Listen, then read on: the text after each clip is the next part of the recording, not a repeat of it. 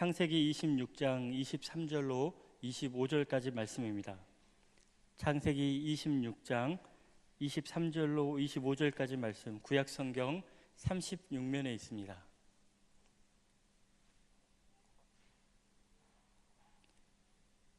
하나님 말씀 봉독하겠습니다. 이삭이 거기서부터 브엘세바로 올라갔더니 그 밤에 여호와께서 그에게 나타나 이르시되 나는 내 아버지 아브라함의 하나님이니 두려워하지 말라. 내 종 아브라함을 위하여 내가 너와 함께 있어 내게 복을 주어 내 자손이 번성하게 하리라 하신지라. 이삭이 그곳에 제단을 쌓고 여호와의 이름을 부르며 거기 장막을 쳤더니 이삭의 종들이 거기서도 우물을 팠더라. 아멘. 이 말씀은 하나님의 말씀입니다. 주님께 감사합니다. 우리 함께 인사하겠습니다. 함께 예배드려서 반갑습니다. 은혜 받으십시다.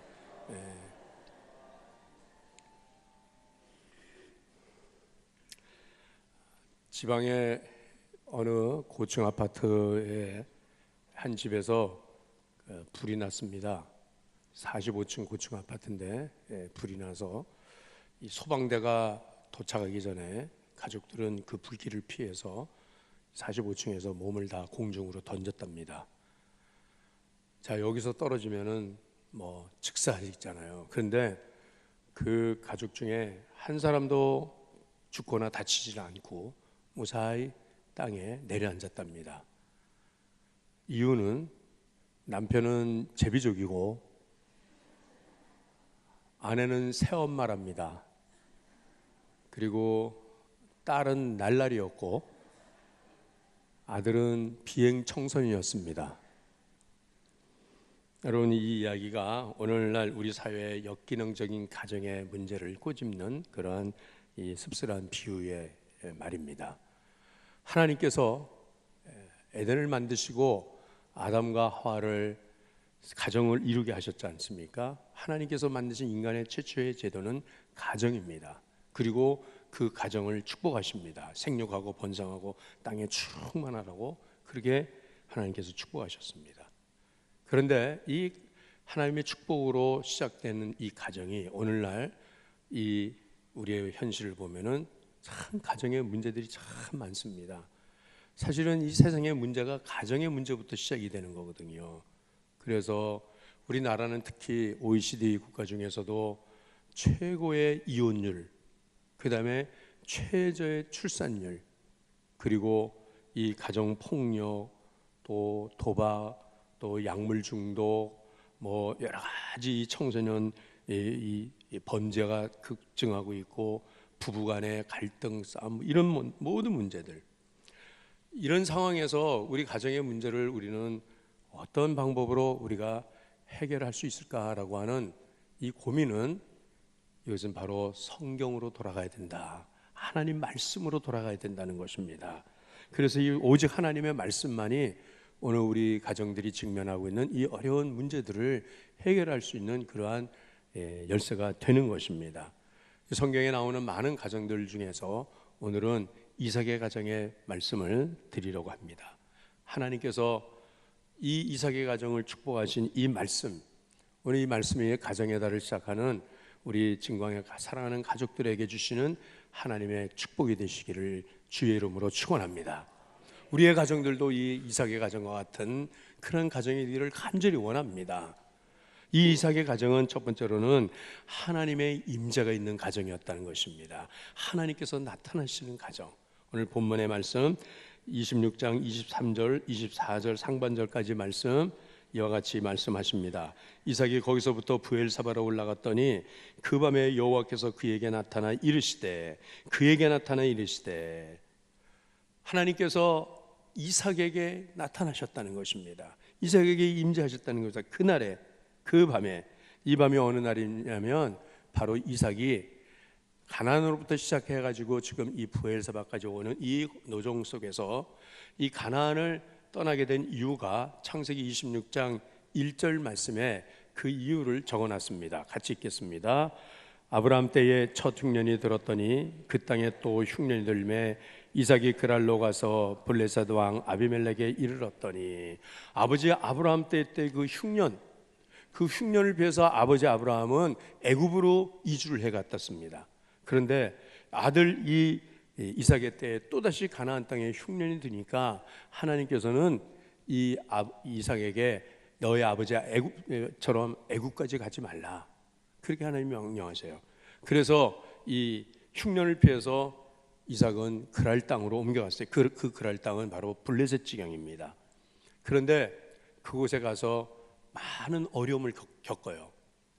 아내를 빼앗길 만한 위기도 있었고, 그리고 그 이삭이 거기에서 농사를 짓고 목축을 하면 하나님께서 그 이삭을 축복하셔서 100배나 얻는데, 12절 말씀에 이삭이 그 땅에서 농사하여 그해 100배나 얻었고 그랬습니다.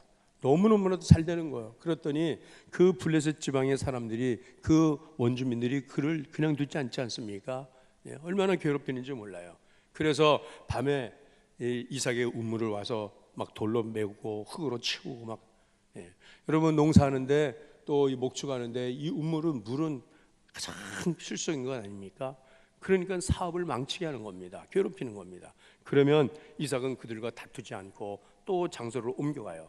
그 장소로 옮겨간 것은 아버지 아브라함 때 그렇게 우물을 팠던 그곳을 기억하여서 그곳에 가서 우물을 또다시 파면 거기서 또 우물물이 막 솟아오르는 거예요. 그러면 이 블레셋 사람들이 또 쫓아와 가지고서 이 땅은 우리 땅인데 왜 네가 여기서 이렇게 잘 되냐 하면서 이 이삭을 또 괴롭히고 그 우물물을 막 메꾸고, 그러면 또 거기에서 다투지 않고 또 옮겨가고 그렇게 하기를 어디까지 왔냐면 브엘세바라고 하는 곳까지 왔습니다. 그 밤에 사실상 이삭은 얼마나 두려움이 많이 있었는지요. 얼마나 괴로움이 많이 있었습니까? 또 이 블레셋들이, 또 이 족속들이 나와서 나를 괴롭힌다고 하면, 내가 가지고 있는 것도 다 빼앗아 간다고 하면 어떡할까? 그럴 때에 하나님께서 이삭에게 나타나셨다라고 말씀하십니다. 여러분, 하나님은 찾아와 주시는 하나님이세요. 내가 하나님을 찾는 것이 아니고 하나님께서 날 찾아 주셨습니다. 그래서 하나님을 임마누엘의 하나님이라고 말씀하지 않습니까?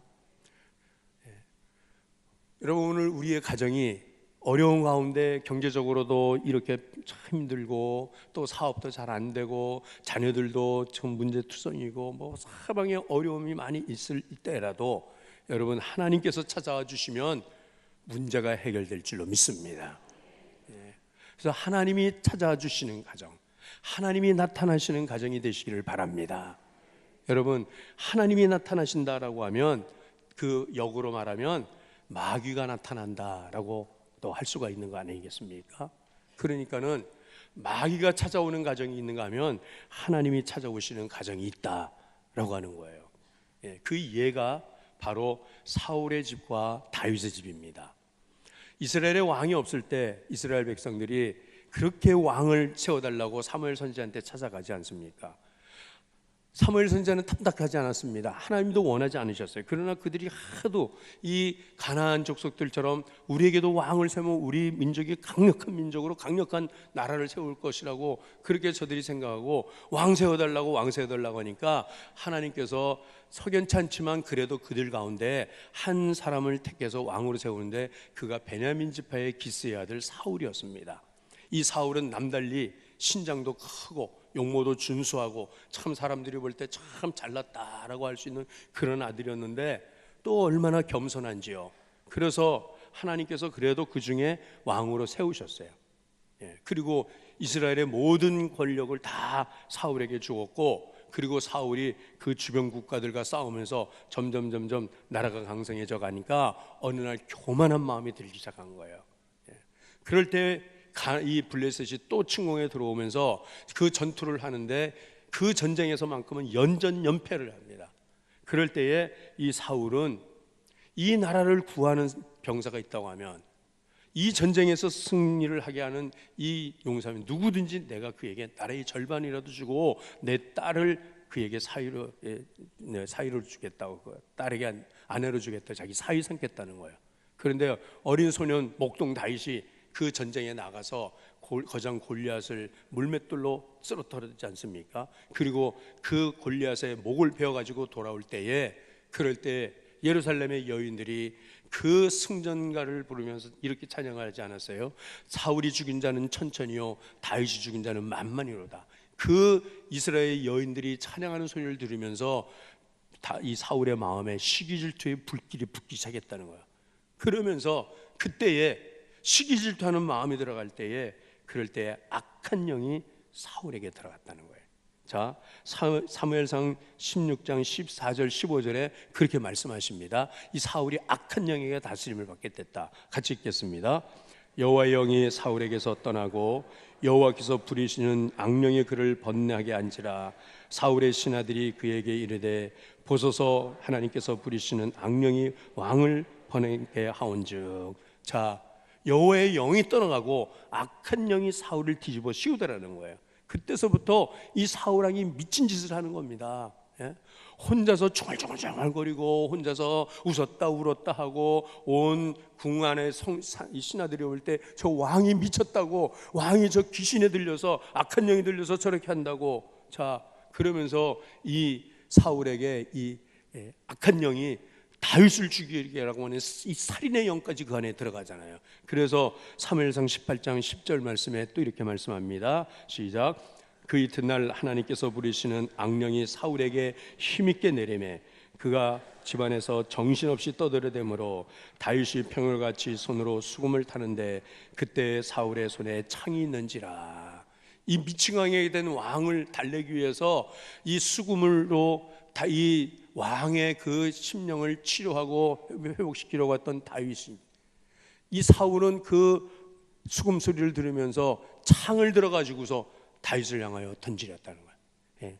그에게 악령이 힘있게 사울에게 내렸다라고 하면, 여러분, 악령이 힘있게 내렸다라고 하면 여러분, 우리도 성령으로 충만해야 된다는 것입니다.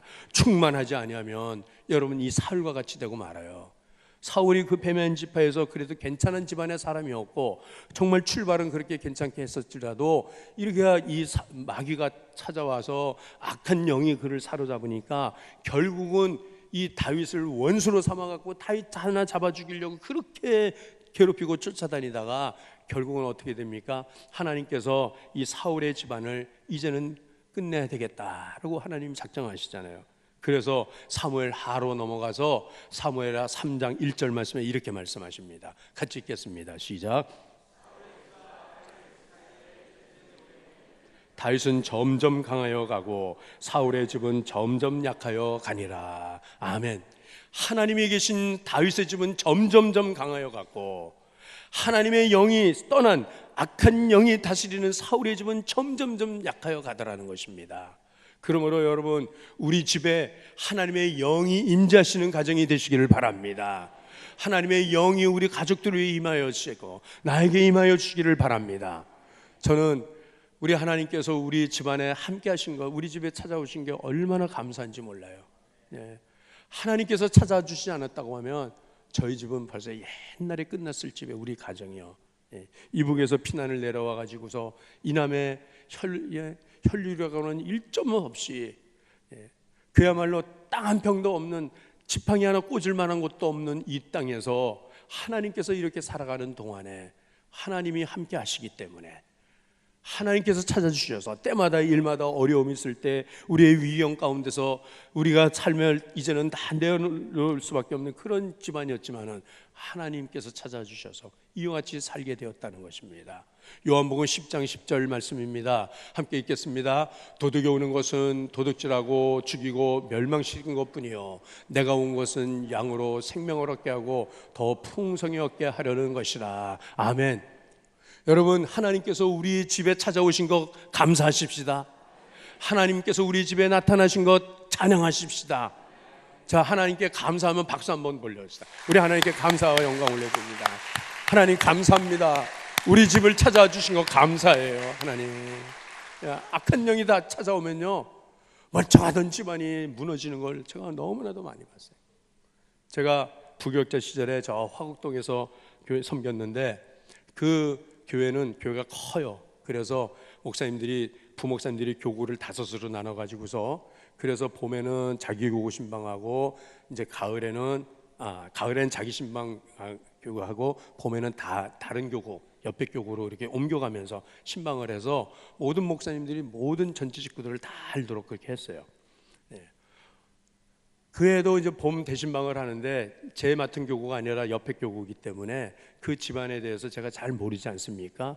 그런데 이제 신방대원이 구역장이 같이 동방하면서 목사님 지금 이제 이 갈 집은 이런 집입니다라고 설명을 하는데 그 집이요, 그 아들이 아주 수재예요, 수재. 서울 상대를 거의 뭐 탑으로 저으라고, 그리고 대기업에 취직을 해가지고서 정말 연봉도 많이 받고 막 결혼도 잘했는데 어느 날부터인지 이 아들이 시름시름하면서 제정신이 아니고 그러면서 헛소리를 하고 그랬고 직장도 그만두고 정신병원에 입원을 하고 있다는 거예요. 이 수재가. 그리고 그 딸이 있는데 이 딸은 이대를 졸업하고서 정말 아주 괜찮은 아가씨였는데 결혼을 못하는 거예요. 그래서 올드미스로 지내면서 그러다 보니까 하던 일 이런 일 저런 일도 그만두게 되고 집안에서 그냥 있게 되었는데 이 딸이 언제서부터인지 귀신이 사로잡아 가지고서 지금 집에서 꼼짝달싹 안 하고 있다는 거예요. 그러니까 목사님 가셔서 기도 빡세게 해주세요라고 그러는 거예요. 제가 단단히 결심을 하고 찾아갔어요, 그 집에. 근데 집에 들어가니까 안방에 이 벽이 안방이 벌써 완전 짐승 우리간이야. 아주 그 동물원에서 나오는 냄새가 팍 풍기는데 그 찌린내가 막 풍기는데 벽을 보니까는 벽이 이만큼 돼서 벽지가 땅에서 한 1m 정도까지는 벽지가 없어요. 다 긁어낸 거예요. 막 손으로 팍팍팍팍 긁고 벽지가 다 떨어져요. 봄이라 이제는 이 겨울 이불을 다 거두는 때인데 이만큼 두꺼운 손이불을 뒤집어 쓰고 그 속에서 어랑 이런 소리가 나는 거예요. 너무나 불쌍한 마음에 제가 이불을 제끼니까 온몸을 땀으로 범벅해가고서는 막 어랑 소리를 내는 거예요. 막. 그래서 제가 불쌍한 마음에 손을 대고 그 아가씨한테 손을 대고 나서 예수 이름으로 명하는 이 더러운 짓이나 이 딸에게서 떠나가라라고 명령을 했어요. 옆에 신방대원들이 아멘 아멘 했어요. 그런데 이 아가씨가 눈을 번쩍 뜨더니 저를 쳐다보더니 너는 뭐야 그러면서 저한테 달려드는 거예요. 그러면서 저를 확 핥히는데 이 여기서부터 잡아 당기는데 핥히는데 이 양복을 입었으니까 와이셔츠는 제가 벗었죠. 이 와이셔츠로부터 손을 긁어내리는데 여기서부터 이 맨살이 있는 데는 완전 살갗이 확 벗겨지면서 피가 팍 튀기는 거예요. 그 순간에 뭐 제가 뭐 혼비박산하잖아요. 뭐 더러운 귀신아 뭐 제가 어떻게 알 수 있어? 내가 잡아 뜯겼는데 그래가지고서는 야 주섬주섬 해갖고 그냥 빨리 우리 빨리 합시다. 안 되겠습니다 하고 그러고서는 그 집을 빠져나왔어요. 집에 돌아왔는데 와이셔츠에 하얀 와이셔츠에 피가 묻어 있고 여기 핥힌 상처가 쫙 나 있는데 얼마나 속상한지 말이에요. 얼마나 막 분이 나는지. 귀신한테 내가 놀아놨는 거예요. 내가 장난감이 됐단 말이에요. 이 목사가 영역이 없으니까 말로만 해서는 안 되더라는 거예요. 말로만 해서 공포탄만 쏜 거예요. 실탄을 쏘지 못하고. 그 집안이 이렇게 이 큰 사탄이 사로잡으니까 아무리 좋은 대학 나오면 무슨 소용이 있습니까? 여러분 재산을 많이 물려받으면 무슨 소용이 있냐고요. 집안이 완전히 망가져 버리는데. 그래서 여러분 하나님께서 우리의 집을 찾아와 주셨다는 거 이거 얼마나 감사한지 몰라요. 가난해도 좋아요. 좀 병이 들어서 좀 약해도 좋아요. 공부하지 못했어도 좋아요. 하나님이 함께 하시고 하나님 찾아오시면 여러분 그 가정은 복된 가정이 되는 줄로 믿습니다.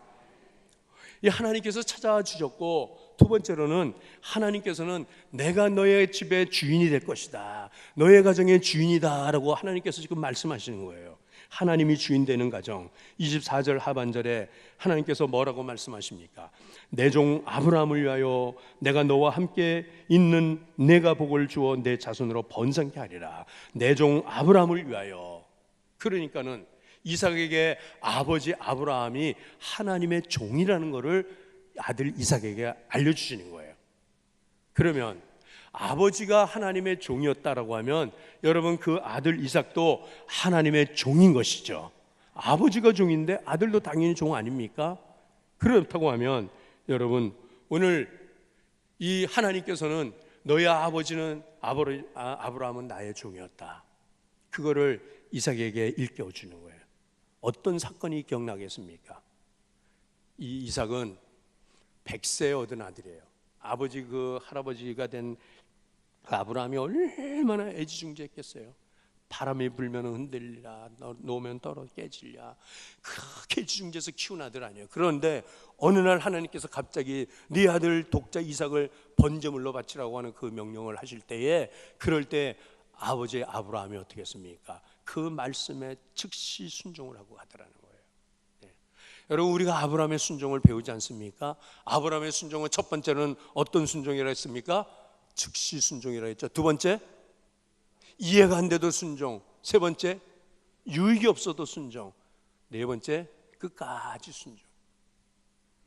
이 할아버지 아브라함이 자기 아버지가 이 소년 이삭을 그 제단에 올려놓고 밧줄로 묶고 칼을 들어서 내려치려는 그 순간에 하나님께서 아브라함에게 말씀하시죠. 아브라함아, 내가 이제 너의 믿음을, 이제야 네가 나를 경외하는 줄 알겠노라라고. 이삭은 그 사건을 통하여서 엄청난 충격을 받았을 거예요. 지금까지는 아버지가 나를 최고라고 그렇게 하고 살아오셨는데, 아들이라면 사족을 못 쓰는 아버지라고 했는데 그게 아니구나. 하나님은, 이 아버지는 하나님 앞에서는 절대 순종하시는 분이구나. 우리 아버지는 하나님의 말씀이라면 어떤 말씀이라도 순종하시고 그 말씀을 따르는구나 라고 하는 것을 이삭이 알게 되었다는 것입니다. 여러분, 종은 주인의 말에 절대 순종하죠. 주인이 뭐라고 말하며 이것을 하라라고 하면 예 하고 순종하죠. 거기다가 무슨 토를 달거나 거기에다가 무슨 이유를 붙여갖고 왜 이걸 해야 되냐는 둥, 왜 이거 하면 뭐가 어땠는지 그렇게 묻고 따지는 종은 없습니다. 주인이 하라고 하면 무슨 말씀이든지 그대로 하는 거예요. 이삭은 아버지 아브라함이 하나님의 종이었다는 것을 분명히 알았고, 그래서 그 하나님께서 이제부터는 내가 너희 집의 주인이 될 것이다 라고 하는 그 말씀을 하실 때 이삭은 그 말씀이 무슨 뜻인지 알게 됐다는 거예요. 그래서 이삭의 가정은 하나님을 주인으로 모신 가정이었어요. 사랑하는 우리 진광의 가정 여러분, 우리 집도 우리 가정도 하나님을 주인으로 모시는 가정이 되시기를 바랍니다. 하나님께서 그냥 손님으로 오셨다 가시는 것이 아니라 하나님께서 주인이 되시는 거예요. 하나님께 안방을 내어드리는 거예요. 여러분, 우리의 자녀들이 어떻게 신앙을 유업으로 물려받을 수 있습니까? 그것은 부모님들이 하는 걸 보면서 그대로 배우고 그대로 깨닫고 인정하는 거예요. 나의 부모님이 하나님을 가장 귀하게 여기신 분이고 하나님의 말씀이라면 절대 순종하는 분이라는 것을 어렸을 때부터 그것을 보고 배우면 그 자녀들도 그대로 하게 된다는 것입니다. 그래서 오늘 우리의 가정의 자녀들, 우리 어린이날인데 여러분들이 우리 자녀들에 대해서 얼마나 애지중지해요. 좋은 것 먹여주려고 그러고 좋은 것 입히고 공부 참 많이 시켜주고, 그런 모든 것보다도 이 자녀들을 믿음 위에 세우시기를 바랍니다. 우리 부모님이 얼마나 하나님을 경외하고 하나님을 주인으로 섬기는 삶을 사는가라고 하는 걸 보면 그들도 그렇게 하게 된다는 거거든요. 이삭의 순종이 그냥 순종입니까? 아버지의 순종하는 모습을 보면서 그렇게 이삭도 그렇게 배우고 따라간 것이라는 것입니다. 여러분, 하나님이 내 가정의 주인이신 거 고백하시죠? 하나님을 위해서라면 내가 자식한테 내가 해주지 못한 것도, 내가 자식을 위해서 우리를 위해서 하려고 했던 어떤 것들도 다 그것을 묶어서 하나님 앞에 바칠 수 있어야 한다는 것이죠. 오늘 이 이삭의 가정은 세 번째로는 우선순위가 바르게 세워진 가정이다라고 하는 걸 보여줍니다. 하나님께서. 여러분, 이 창세기는 누가 기록했냐면 모세가 기록한 거예요. 모세가. 이 모세가 자기의 조상 이삭에 대해서 하나님께서 기록하게 하실 때 성령으로 감동받고 기록하게 하셨는데, 이 이삭의 자기의 조상 이삭의 가정은 우선순위가 바르게 된 가정이었다라고 하나님께서 그렇게 기록하게 하셔서, 그 말씀이 25절 말씀입니다. 25절 읽겠습니다. 시작. 여호와의 이름을 부르고 거기 장막을 쳤더니 이삭의 종들이 거기서도 운물을 팠더라. 아멘. 첫 번째로 브엘사바에서 이삭이 한 일이 뭐냐면, 첫 번째로는 제단을 쌓았다는 거예요. 여호와의 이름을 부르고 그 단을 쌓고 여호와의 이름을 불렀다. 하나님 우선주의로, 예배 중심으로 그렇게 가정을 세웠다는 것입니다. 여러분, 우선순위는 그 사람의 가치관이에요. 그 사람의 가치를 따라서 우선적으로 하는 거예요. 그러면 브엘사바로 이주한 이 아브라함이 이 이삭이 제일 먼저 한 일은 여호와의 이름을 부르고 예배를 드리면서 단을 쌓았다는 것, 하나님께 예배했다는 것입니다. 여러분들이 어느 한 지역에서 어느 지역으로 이사를 갈 때에 기사 가서 제일 먼저 하는 일이 어떤 건가 라고 하는 걸 한번 생각해 보시길 바라요. 우리 성도들은 이사를 하면 제일 먼저 해야 할 일은 대충 모든 것을 다 이렇게 정리를 해놓고 제일 먼저 할 일은 하나님 앞에 예배드리는 일을 제일 먼저 해야 한다는 것이죠. 그래서 우리가 이 이삭이 하나님께 예배드리는 일을 제일 먼저 했다라고 하는 것은, 이것은 오늘 이 브엘사바에 우리가 이제 거주할 텐데, 여기에서 우리의 자녀손들을 통해서 계속해서 뿌리를 내리고 살 때에 먼저 하나님을 인정하는 것입니다. 먼저 저는 우리 성도들께서, 여러분들께서 이 집을 이사를 한다거나 사업 장소를 옮긴다거나 그럴 때 제일 먼저 여러분들께 권하는 것은 하나님께 예배드리고 시작하십시오라고 하는 거예요. 자녀들이 결혼을 했어요. 새 가정을 이루었어요. 그러면 마땅히 목사님 모시고, 목사님 우리 집에 오셔서 예배 드려주세요. 그렇게 하는 것이 바로 이삭의 가정처럼 우선순위가 다 채워지는 것이다 라고 생각이 돼요. 그런데 요즘은 정말 이사하고도 목사님한테, 목사님 우리 집 이사했으니까 예배 드려주세요 하는 분들이 점점 줄어요. 아이들을 살림을 내고 새 살림을 차려놓고, 목사님 우리 집에 오셔서 우리 아이들 위해서, 우리 집을 위해서 예배 주세요. 점점 없어져요. 여러분들 새 장소를 옮겨갈 때마다 예배 드려야 될 이유가, 영적인 이유가 있어요. 그건 뭐냐면, 아파트를 새로 짓고서 새 아파트에 입주하면은 여러분들 아파트가 새 건데도 소독하죠. 중금속 다 제하죠. 그 집 지으면서 거기에 나와 있는 그 중금속들을, 그 독을 다 빼는 그 세탁을 하지 않습니까? 집을 세탁한단 말이에요. 영적으로도 여러분, 새 집으로 이사를 한다거나 새 장소로 갈 때는 영적인 세탁을 해야 하는 거예요. 악한 영이 그곳에 진치고 있었는데 그냥 대배지만 바른다고 그 새 집이 됩니까? 여전히 악한 영이 그 집을 다스린다면 이 앞에 살던 사람들이 어떤 사람이었는지 어떻게 알아요? 그 집에서 알코올 중독자가 있었는지, 미치광이가 살았던지, 무슨 큰 사고를 냈던지, 뭐 그런 집에 내가 들어가서 산다라고 할 때 하나님 앞에 먼저 예배드리고 하나님의 거룩한 영으로 씻어야지.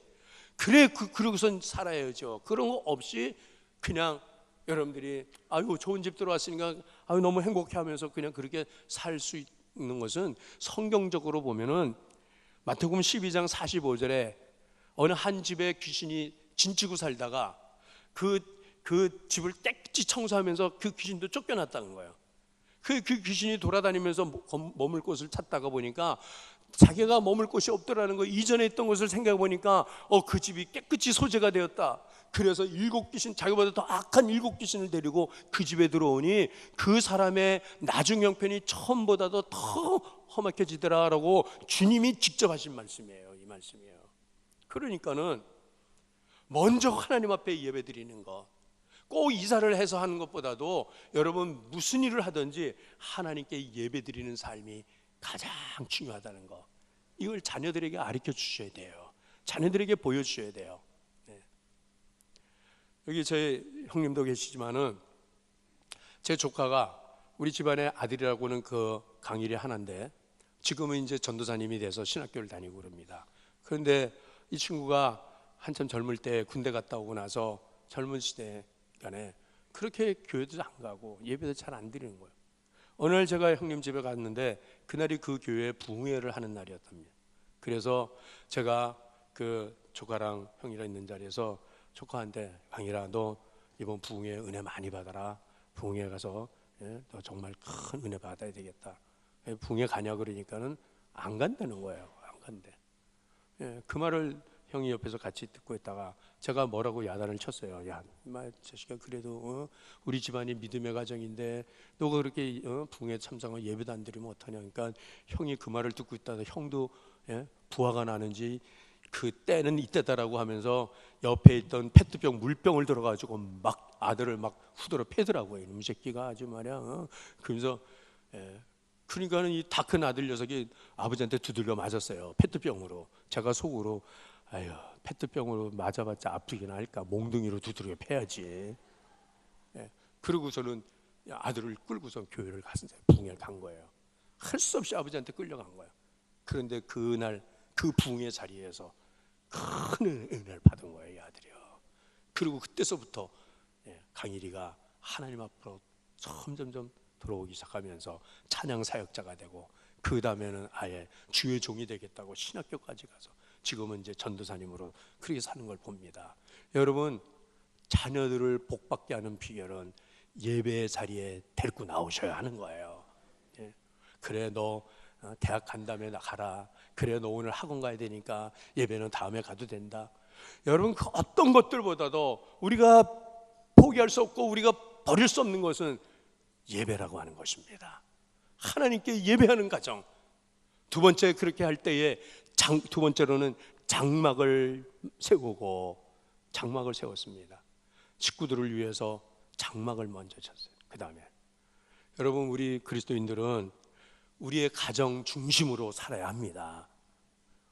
부부 간에, 자식 간에, 형제 간에 이렇게 먼저 가정을 생각하고, 어떤 일을 하기 전에 내가 신앙이 첫 번째요, 두 번째는 가정이요, 그 다음에 세 번째가 사업이 되는 거예요. 그 다음에 가서야 소와 양 떼를 위해서 우물을 팠다는 겁니다. 이 이삭이 그렇게 우물을 파기 시작하니까 거기에서도 우물물이 팍 솟아올리더라는 거예요. 어떤 분들은 사업 때문에, 돈 버는 것 때문에 가정을 내팽개치고 자식들도 보지 못하고 그냥 동분서주 이렇게 하는데, 여러분 그것 좀 생각해 보셔야 됩니다. 여러분, 가정을 먼저 생각해야 돼요. 가정을.